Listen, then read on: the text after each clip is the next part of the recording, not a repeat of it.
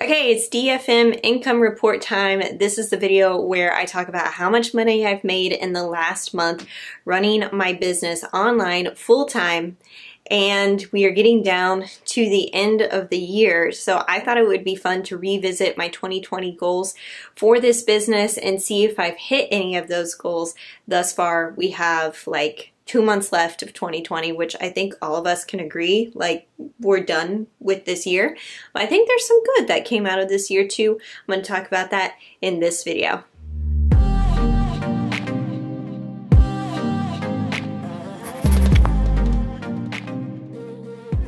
Hey, what's up guys? It's Justine with Debt Free Millennials, the channel to help you crush your debt and live payment free. Part of what I talk about on this channel is making income as a self-employed business, and I started Debt Free Millennials in 2017, and now in 2020 really seeing the efforts of my labor just really take off. It's really exciting. I really hope that I can do that and do this business for the rest of my life. That's how much I love talking about money and personal finance and just being creative with video and writing and social media. It's so much fun.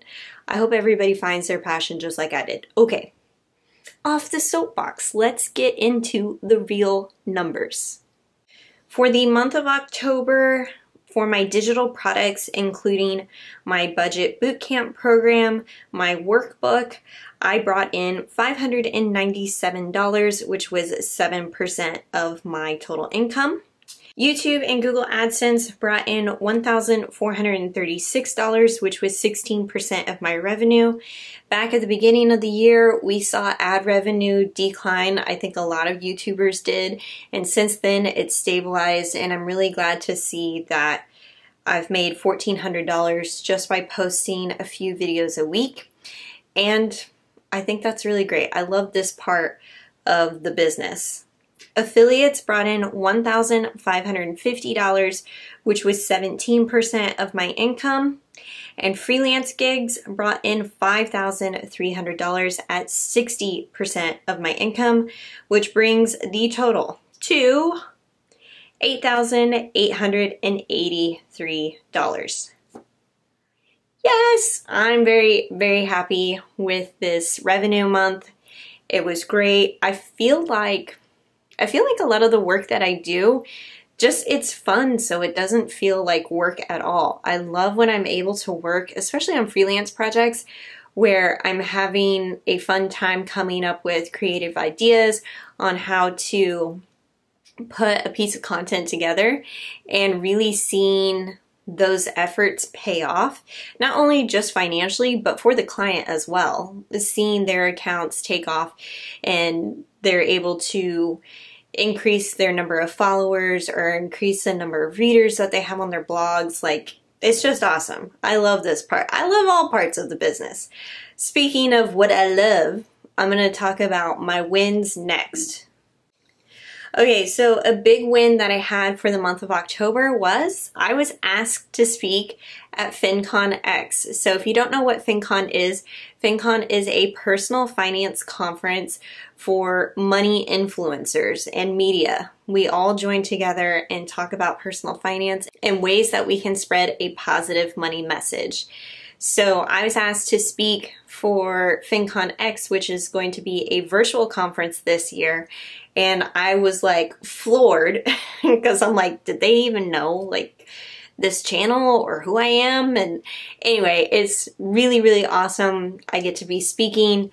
I've already actually pre-recorded my talk and uploaded it. And now I get to run a live discussion panel for conference attendees. It's just really cool. It's nice to be recognized like that. I also added a new affiliate this month, which I'm really excited to start creating content for. You may see more of that in the future.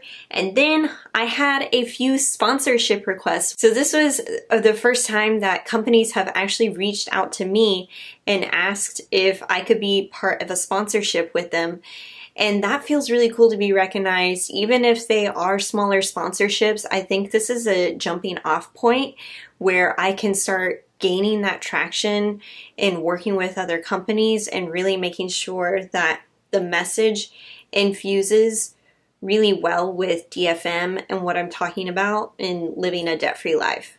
All right, so instead of going through my obstacles with you, I thought we could revisit my 2020 goals. These are the goals that I set for my business back in January, and I wanted to see just how far and how close I've come to reaching these goals. The first goal that I had was to write for Forbes. So I wanted to have a byline in Forbes. I wanted to show that I was a contributing writer. Well, instead of that happening, I actually was featured in Forbes. So instead of me writing an article, actually somebody else wrote an article and I was featured as part of a list of YouTubers who talk about money that you should follow. And shout out to Jeff Rose.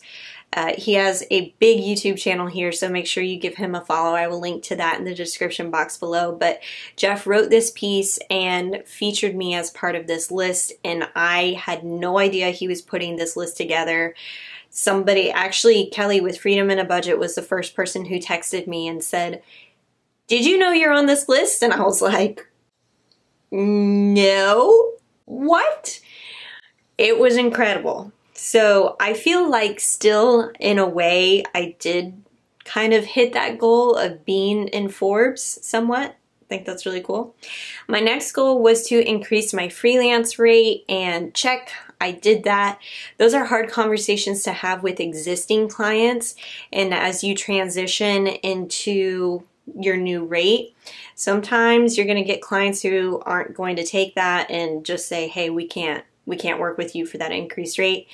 And that did happen with a client, and that actually made space for a client who was willing to work with me at my increased rate. So I was really pleased about that. My third goal was to get 25,000 YouTube subscribers. This was my Super Bowl goal. And my Hall of Fame goal, so a step above the Super Bowl goal, is to get to the Hall of Fame, which is 100,000 subscribers. So 25K, I'm currently sitting at the time of this recording at 24,730 subscribers. I know I'm gonna hit the 25K goal well before the end of December, and I just think that's so, so cool. My fourth goal was to get 20% of my revenue from affiliates, and right now I'm sitting at 18% revenue from affiliates. So I think I'll be able to get very close, if not hit that 20% by December. And then my last goal was to get $75,000 in revenue from my business for the entire year, and I've already surpassed that. I will share that at the end of the year, what my grand total is, but just know that is well above 75K now. Okay, my battery is flashing red, which this never happens. I always make sure I have my battery charged before I film, but that is the revisitation of the 2020 goals and my income for October, almost $8,900. I think this year has been such a blessing for my business, and that I've been able to fine tune it in a way where I know what works best for me creatively and what I'm able to do to actually make this a solid business. If you guys like this video, if you're still interested in seeing how much I earned, like this video so I know to continue making these videos, and I'll catch you next month in my next income report video.